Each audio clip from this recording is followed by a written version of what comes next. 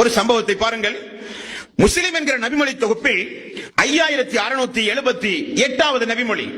அல்லாஹு தஆலா ஒரு அடியானை அழைத்து, நீ இந்த நாளை குறித்து என்ன நினைத்தாய் என்று அல்லாஹ் கேட்பானாம். அவன் சொல்லுகிறான், அல்லாஹ்வே உன்னை நான் விசுவாசித்தேன், தூதரை நம்பினேன், வேதத்தை ஒப்புக்கொண்டேன், இந்த நாளை அஞ்சினேன், ஆகவே தொழுதேன், நோன்பு வைத்தேன், ஜகாத்து கொடுத்தேன், ஹஜ்ஜுக்கு சென்றேன், தர்மமும் செய்தேன் என்று சொல்லப்படும்.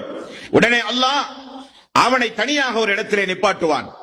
இதே போல அவனுடைய சதைகளையும் அவனுடைய தோள்களையும் அவனுடைய எலும்புகளுக்கும் அல்லாஹு தஆலா கட்டளை பிறப்பிப்பான், பேசுங்கள் என்று.